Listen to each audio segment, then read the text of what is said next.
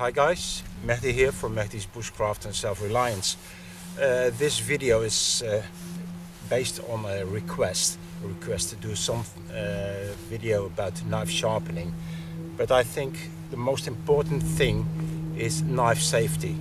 You have to know knife safety and put it into practice before you sharpen a knife, before you use a knife. So that's the reason why I want to make this video. I try to keep it simple as possible. There are many knife safety videos already on YouTube, and well, you can watch them all, and there are some little differences, but the main thing is, and the most important thing, that you have to practice knife safety.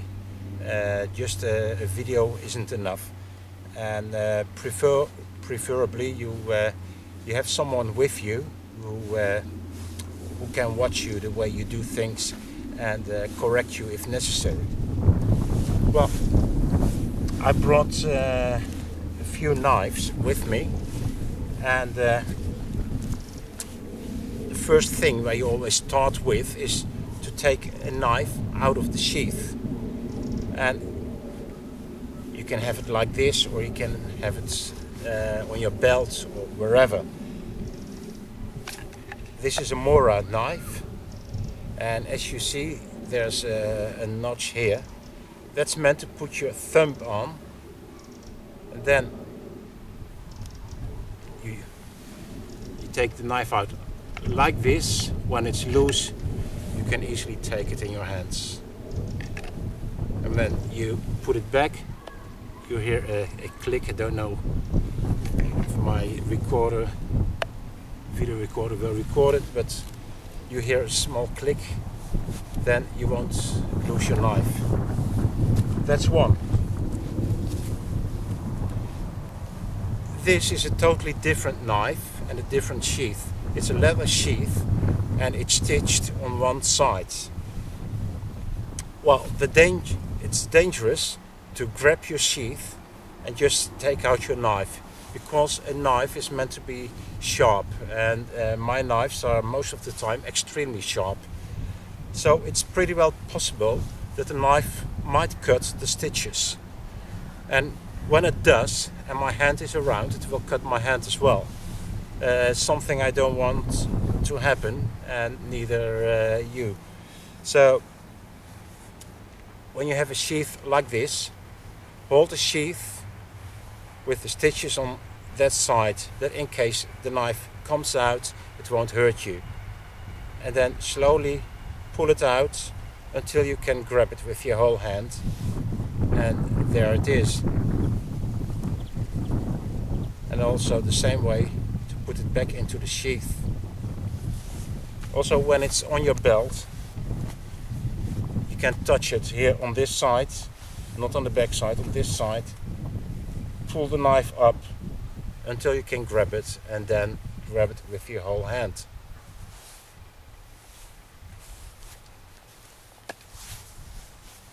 Second thing, something you really don't want to do is to lend out your knife to others, because you don't know how they will treat the knife, and well, even good friends can turn into real enemies when your knife is totally ruined. So you don't lend it out. It's also your first survival tool in the wilderness, and your life can depend on it. But when you occasionally want to hand out the knife to someone else who wants to use it, it's obvious you won't give it like this, because you can't grab it here and cut your hand. What many people do is hand it over like this. Also wrong. It happened to me once. The knife was the other way around. I thought it was a safe way, because the other one could grab the handle, but the person grabbed the knife very quickly before I could open my hand properly, and he cut me here, and you can't see it anymore, but well, that's about 15 years ago, and I believe it's the last time I had a real deep cut on my hands. You don't want that to happen. So if you hold your knife in the forward grip, and the forward grip means the sharp side is pointing away from you, it's very simple. Just twist your knife, put your index finger under it, and you can hold it between your fingers like this.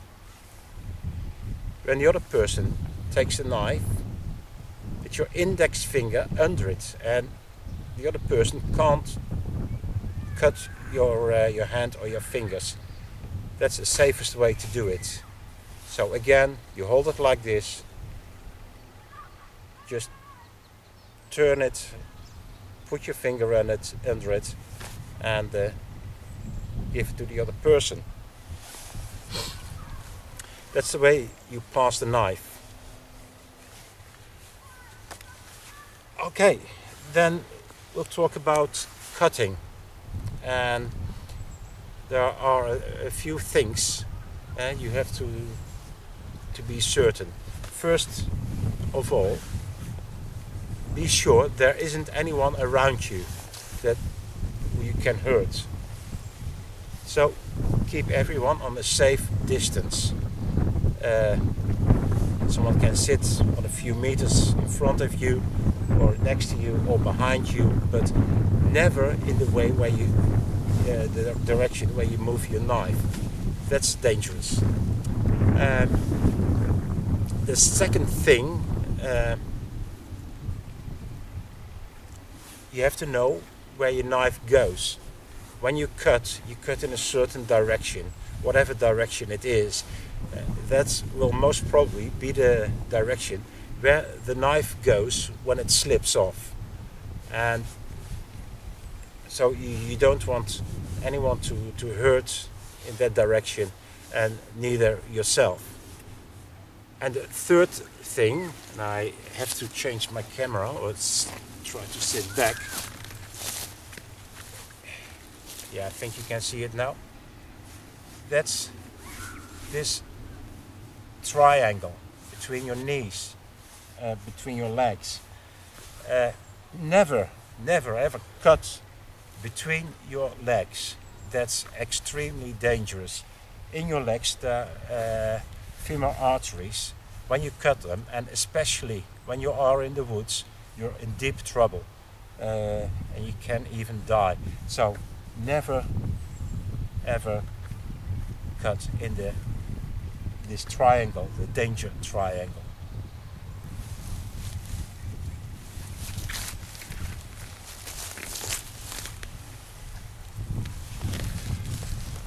Okay, then the final thing, don't leave your knife, almost talking Dutch, don't leave your knife somewhere on the ground, or somewhere on the table, or wherever, because you might forget where it is, and when you want to sit in a different way, maybe you grab in the knife and you cut your fingers, or you're walking on bare feet and you step on it, or someone else steps on it.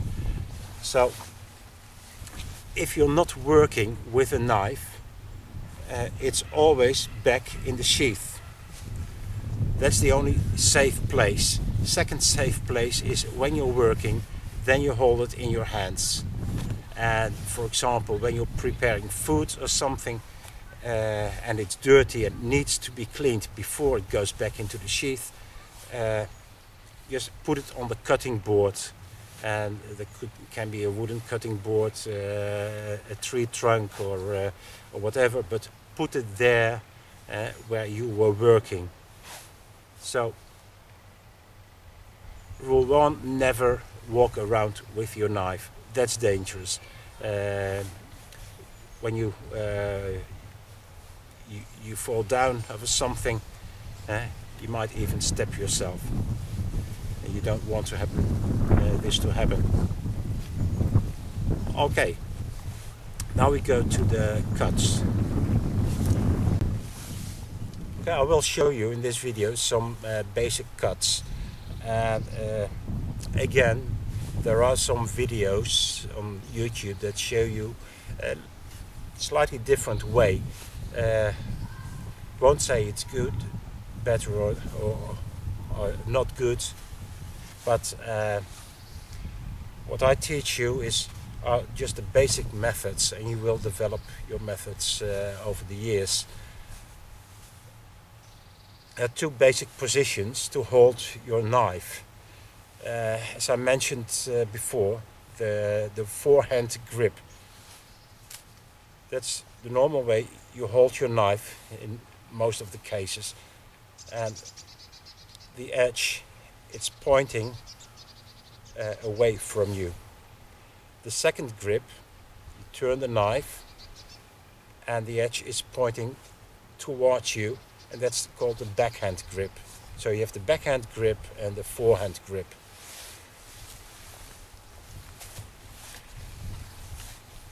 Well, what many people do when they try to cut is they bend their arm and they cut like this. But when you cut a lot, or after some time, you will feel that in your elbow, and you can't use as much power as when you straighten your arm, and that's what we call the straight arm cut. And you hold the knife, your arm is straight, and it's the other arm that does the work, like this. You've got much more power, and as you see, it's very easy to cut off the wood of this stick. Another way to do the straight arm cut is next to you. Just put your straight arm with your knife here, and you pull the stick. And when the knife slips, it will just drop on the floor and not into your body. The second cut I want to show you, it's what we call the chest cut, or the lever cut. You put your knife in the backhand grip, and what you do, of course, your knife is pointed away from you, so nothing can happen. You look to the nails of your thumb, and you hold your stick in the other hand, and also looking at the nails of your thumb. When you see them both, you're in the right position to cut. What you do, you pull with your back muscles, like this.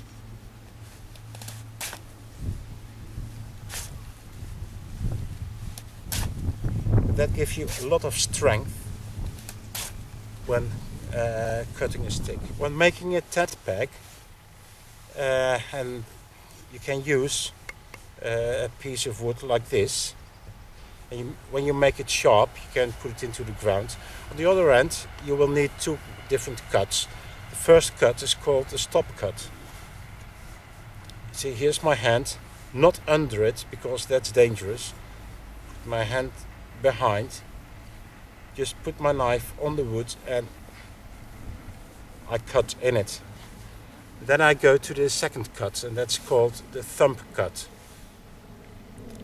I put my knife here, and all I do is pushing with my thumb like this. And now you see why the other cut is called the stop cut, because it will stop my thumb cut. Maybe I have to get closer so you can see what I'm doing. I hope I can see myself in the cam. Put your knife here, and basically it's just my thumb that's putting all the pressure. I can even hold my knife like this. You see? And stop cut to cut it away. And I use my right hand basically to put the knife in the right position. So that's the thumb cut and the stop cut. Well, another useful and powerful cut is called the knee cut. You hold your knife here, just under your kneecap, and it's fixed. It can't go anywhere. And you pull the stick, and as you can see, it's very, very powerful, this cut. And very, very simple.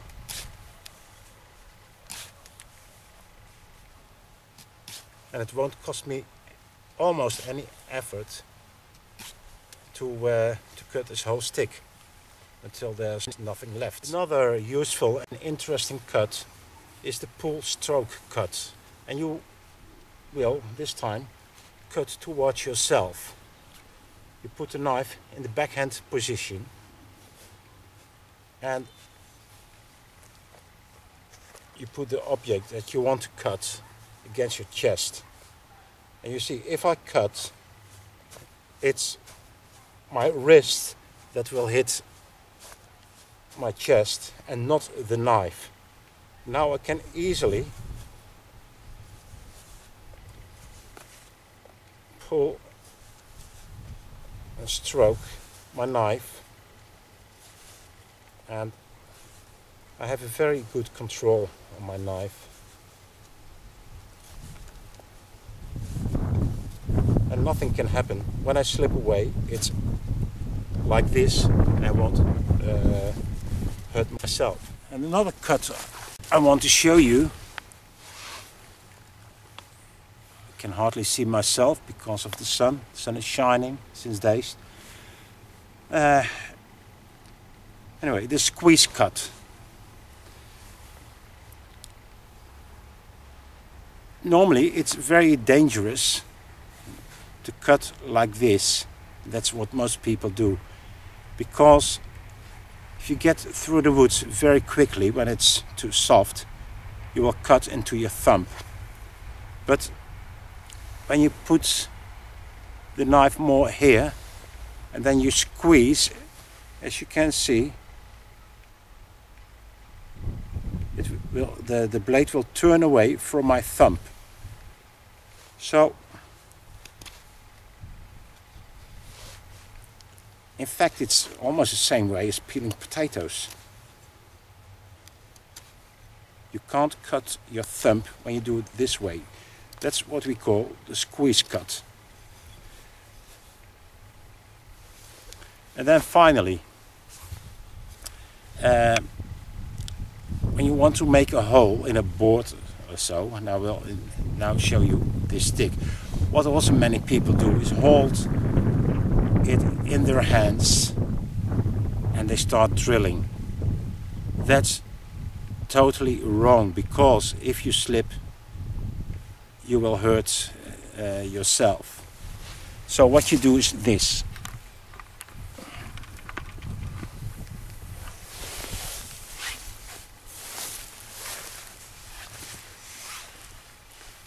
You hold the wood, or in this case a stick, on the ground, so you can apply pressure on it, put a point in, and then you turn.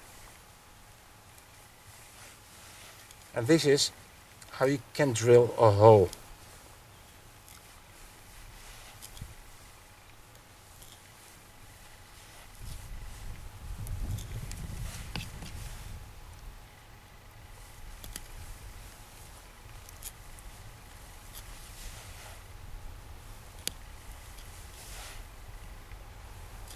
And nothing can happen.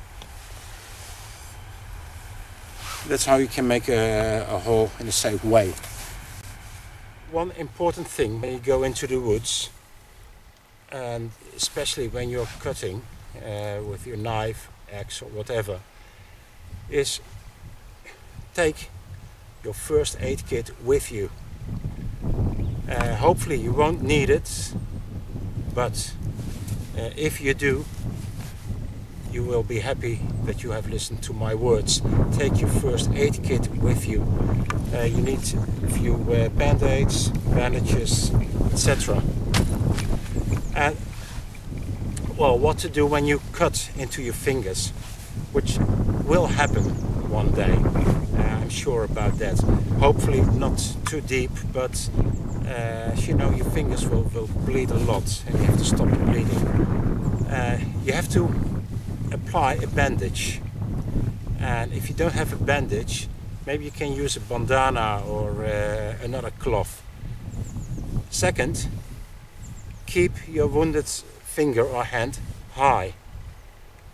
That will reduce the flow of blood to your hands. And the third thing is to apply pressure. Grab, for example, this finger is hurt, put a bandage around it, keep it high, and I will apply pressure with my other hand. And keep that for at least 10-15 minutes until it stops bleeding.